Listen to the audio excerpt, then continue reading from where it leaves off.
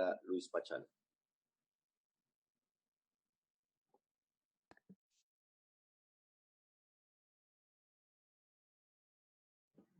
¿Sí me escucha, presidente?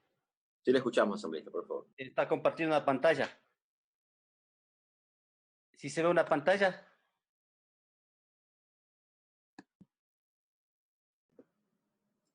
Por favor, intente de nuevo, por favor.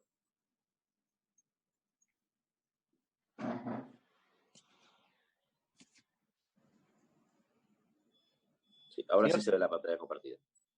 Señor presidente, querido pueblo ecuatoriano, estimados asambleístas,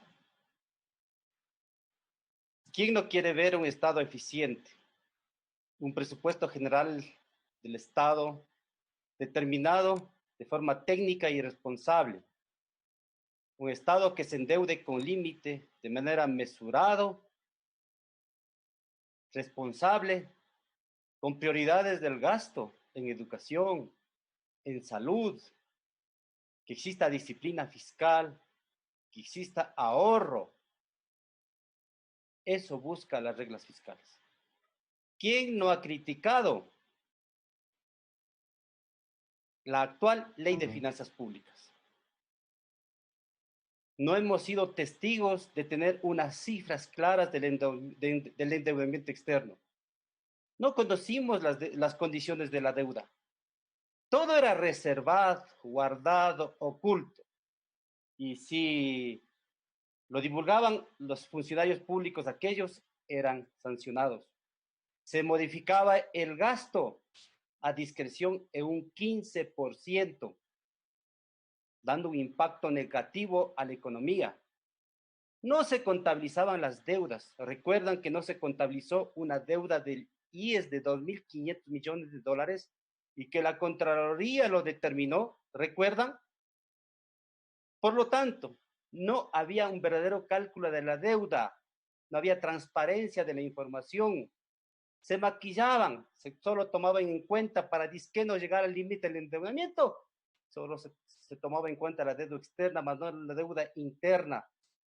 No había nadie quien haga un seguimiento para el cumplimiento de las metas y objetivos del presupuesto general del Estado. ¿Cuáles fueron las consecuencias? La que estamos viendo. Un incremento del gasto corriente en un 10% en relación al PIB. Mire, la economía cómo decreció desde el 2011, cómo decrece. En el 2016 al menos 1.2%. Y después no sabemos cuál será el destino. Tuvimos un histórico. En el histórico nos muestra un constante déficit fiscal, un servicio de la deuda caro, excesivo, un endeudamiento altísimo, no tener ahorro. Miren, por otro lado, si nosotros, por otro lado, ¿cómo está el valor agregado real petrolero y no petrolero? Estancado. Si bien es cierto,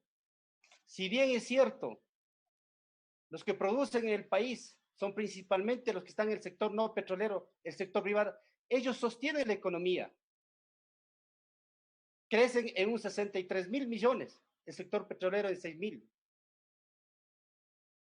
Miren la balanza de pagos. Siempre ha estado en decrecimiento, pero eso no ha afectado a la dolarización. Ahí está la realidad. Es falso que para sostener la dolarización se necesitan aranceles e impuestos a la salida de edificios. Lo que en realidad se necesita es disciplina fiscal. Miren las consecuencias. Hasta el 2006, un promedio de 21% del gasto. A partir del 2006, 44%, 37% en promedio. ¿Cómo se infla? Miren el déficit fiscal. En el 2016 llega al menos 7.3%. Y así, no hemos tenido desde el 2009 un superávit. Miren el de la deuda externa. ¿Cómo crece? Hasta llegar al 45%, 50.000 millones de dólares. Desde el 2013, ¿cuánto era? En el 2006 era 13.000 millones. ¿Cómo se hace el servicio a la deuda externa? Se paga 10.000 millones de dólares cada año en deuda externa. Yo no me apunto a este modelo. No me apunto, queridos ecuatorianos. Esto hay que corregir. Y sobre todo, se habla de política expansiva. Y se dice que hay que utilizar el dinero del Banco Central.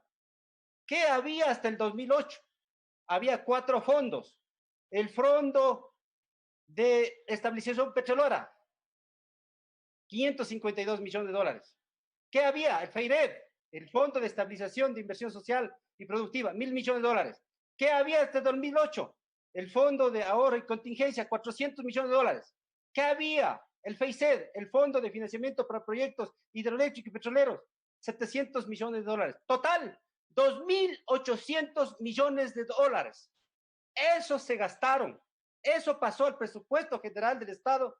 Y como no hubo reglas fiscales, se gastaron como les da la gana.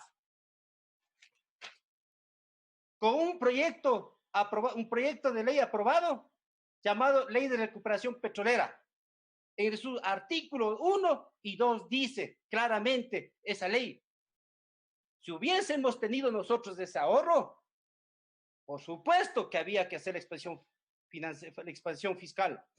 Pero hoy, queridos ecuatorianos, pueblo ecuatoriano, se dice que cojan la plata del Banco Central.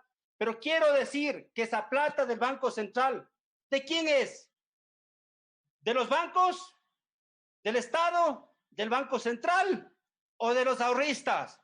De los ahorristas. Hay que ponernos el poncho de defender a los ahorristas. ¿Cómo nos ven en la comunidad internacional? Con decrecimiento, en un menos 6%, 8%, pero también con esperanza, si es que nos ordenamos, en un 3, 4% a 3 años. Pero también no se trata de ponerse en defensa de esta ley, sino ser práctico. ¿Qué busca esta ley? Ordena las finanzas públicas y evita el descontrol y nos prepara para enfrentar mejor el futuro. Respeta el incremento anual en el sector de la salud y educación establecido en la Constitución. Introduce el mecanismo para reducir los efectos de la variabilidad del petróleo, que es el seguro petrolero. Permite atender la emergencia sanitaria actual de manera efectiva. Por favor, esto es un instrumento de confianza internacional y nacional. ¿Qué le estamos diciendo? Señores, nos vamos a ordenar. No tenemos plata para pagar, pero hagan el favor de prestarnos, que en 4 o 5 años vamos a estar ordenados, vamos a comenzarles a pagar. Necesitamos liquidez. Y estamos diciendo que en el 2023 vamos nosotros a ordenarnos.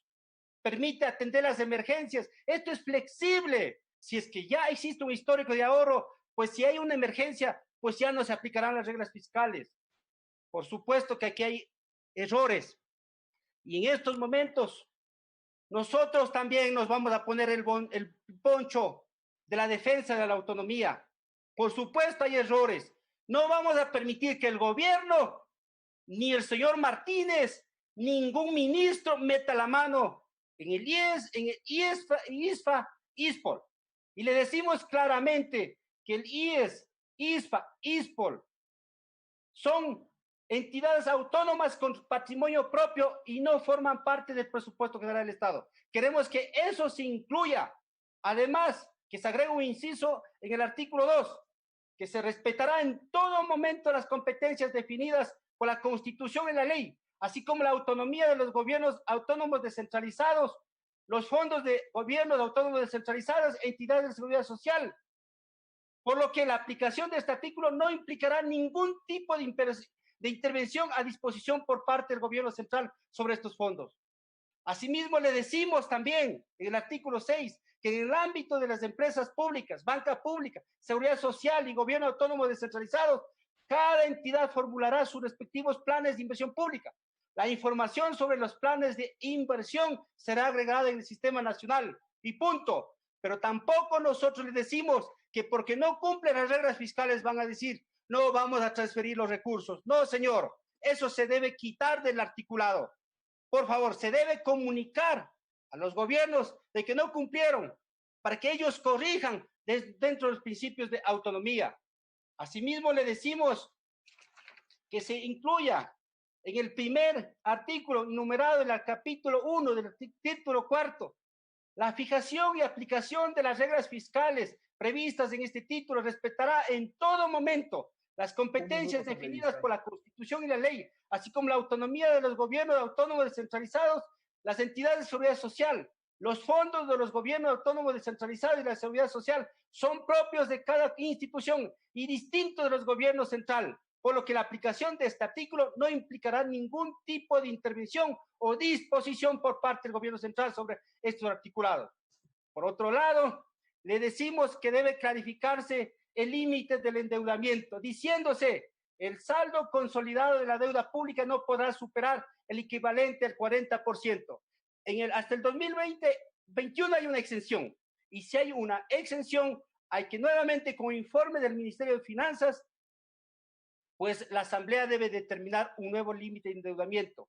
Por otro lado, decirle a los ecuatorianos que ese Comité Nacional de Coordinación Fiscal, para respetar las autonomías, se debe incrementar 2 representantes de la Seguridad Social, 2 representantes de los gobiernos autónomos descentralizados, 1 por el Banco Central, 1 por el Ministerio de Finanzas, 1 por el sector de planificación, 1 representante de la universidad privada, 1 representante de la universidad pública, todos expertos en reglas fiscales. Y decirle claramente, finalmente a todos, aquí no podemos dar crisis sobre crisis, ver cucos donde no se debe ver. Debemos ser serios, responsables. Aquí no podemos decir, y eso sí les digo claramente, hay asambleístas estatistas y quieren meter la mano. Ha concluido su tiempo. Quieren meter la mano en el bolsillo de los depositantes, desestabilizando. Y eso no vamos a permitir. Y me pongo de pie para defender a los depositantes. Muchas gracias, presidente.